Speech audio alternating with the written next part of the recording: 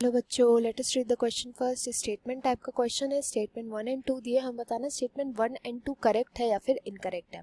Statement 1 बोल रहा है telophase is marked by reappearance of nucleolus, cytokinesis follows and forms dyad of cells. Statement 2 में बोला गया only some plants can show mitotic divisions in both haploid and diploid sales.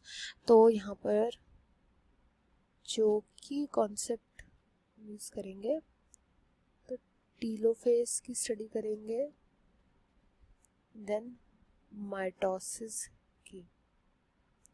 सबसे पहले statement 1 देखते हैं। स्टेटमेंट 1 में बोला गया कि टीलोफेज जो होता है उसमें हमें देखने को मिलता है कि न्यूक्लियोलस रिअपियर कर जाता है, तो ये करेक्ट है। देखो, टीलोफेज जो होता है ना वो लास्ट फेज होता है ऑफ एम फेज या माइटोटिक फेज का लास्ट फेज होता है। माइटोटिक फेज का last phase in the sense karyokinesis का लास्ट फेज होता है, कैरियोकाइनेसिस का। इसके बाद क्या होता है, इस फेज के बाद स्टार्ट हो जाता है साइटोकाइनेसिस। यहाँ पे यानी कि यहाँ पे न्यूक्लियस का डिवीजन खत्म हो जाता है टीलोफेज में। न्यूक्लियस ने अपना काम कर दिया, अब साइटोप्लाज्म के डिवीजन का काम आ जाता है, अब उसका टाइम आ जाता है। तो फिर इसके बाद आता है साइटोकाइनेसिस।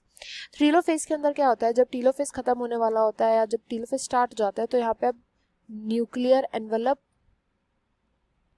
जितनी भी चीज़ें गायब हुई थी, न्यूक्लियर एनवेलप हो गया, न्यूक्लियोलस हो गया, बाकी के जो ऑर्गेनल्स हो गए एक्सेट्रा, ये सब रीअपियर कर जाते हैं जो प्रोफेज के टाइप पर डिसअपियर कर गए थे, तो ये रीअपियर हो जाएंगे, रीअपियर कर जाते हैं। तो ये तो करेक्ट लिखा गया है।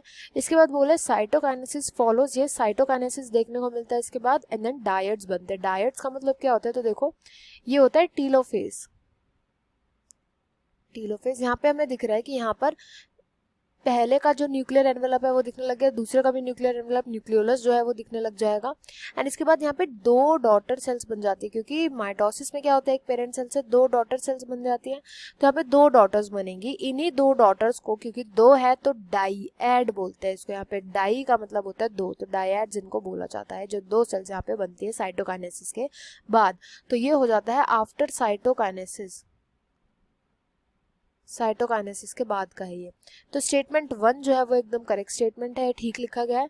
स्टेटमेंट 2 की अगर हम बात करें तो इसमें लिखा है केवल किसी किसी प्लांट में ही mitotic division haploid and diploid दोनों सेल्स में देखने को मिलता है, which is a false statement. Almost सभी प्लांट्स के अंदर जो जितने भी ऑलमोस्ट सभी प्लांट सेल्स होती हैं उनमें हैप्लॉइड सेल्स भी जो है वो भी कर पाती हैं डिवीजन, माइटोटिक डिवीजन, और डिप्लॉइड सेल्स वो भी कर पाती है। तो आपने देखा होगा जैसे ऑल्टरनेशन ऑफ जनरेशन होता है वो इसी वजह से होता है, क्योंकि हैप्लॉइड सेल के अंदर जब माइटोटिक डिवीजन होते हैं तो यहाँ पे दो हैप्लॉइड सेल्स बनती हैं जो कि सिमिलर आइडेंटिकल होंगी अपने पेरेंट से, तो यहाँ पे दो हैप्लॉइड सेल्स बन गई। वेयरएज अगर डिप्लॉइड में होगा तो यहाँ पे दो डिप्लॉइड सेल्स बन जाएंगी जो कि आइडेंटिकल होगी नेचर में।